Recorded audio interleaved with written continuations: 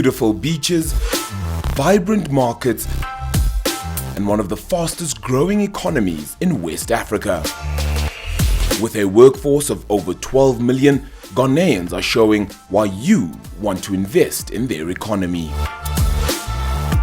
Considering the heat of West Africa, one thing that does not lack it is the trade. Africa's Continental Free Trade Agreement has certainly created an environment that allows for free trade and better trade. Ghana's economy grew at a very fast 5.7% in the second quarter of 2019.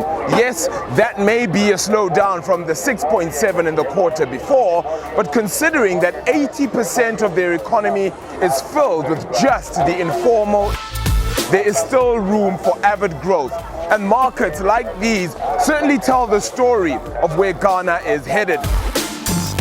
Marking 62 years of independence, it is formerly known as the Gold Coast. The first country in Africa to gain colonial freedom, Ghana holds its own as one of the giants of West Africa.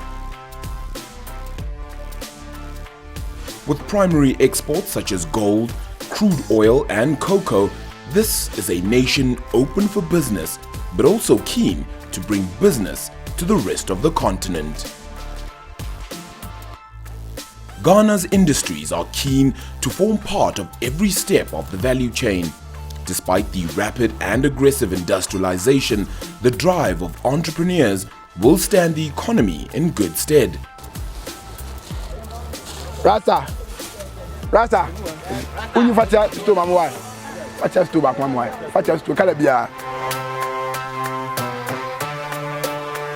Textiles have become a central part of development, with those selling kente fabric still seeing a fall in the barriers to entry.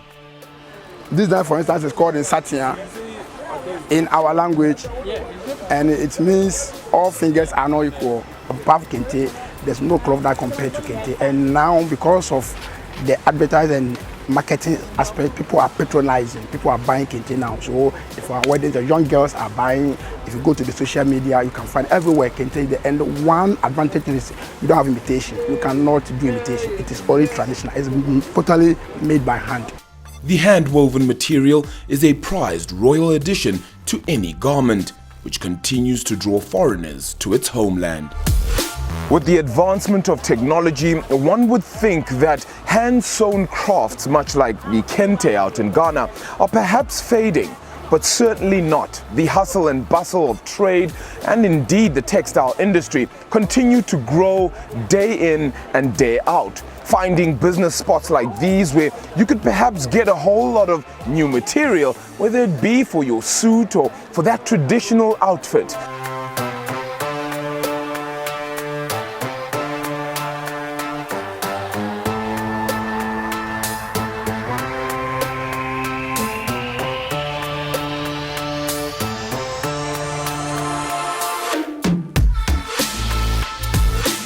It's with this rich history in textiles that tailors like Ate, who have had years of international reverence, are hoping to continue a tradition that has long exported this particular flavor of Ghana worldwide.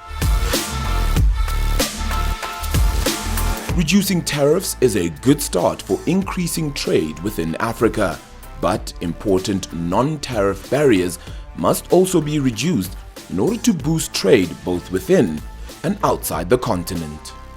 We place an enormously high priority on our integration across Africa. In fact, I was in the US with a number of international investors, and they were saying that they're finding the US-China engagement together with Brexit to be very unsettling, and the policy uncertainty is driving a much higher interest in investment in Africa.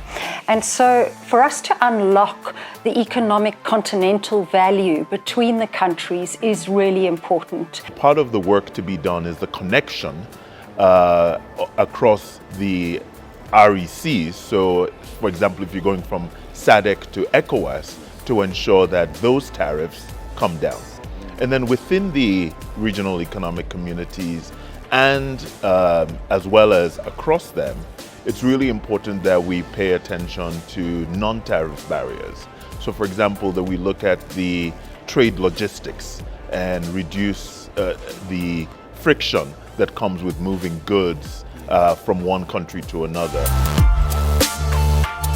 The Standard Bank 702 54-in-1 portal. Brought to you by Standard Bank 702 and Cape Talk. More at ewn.co.za.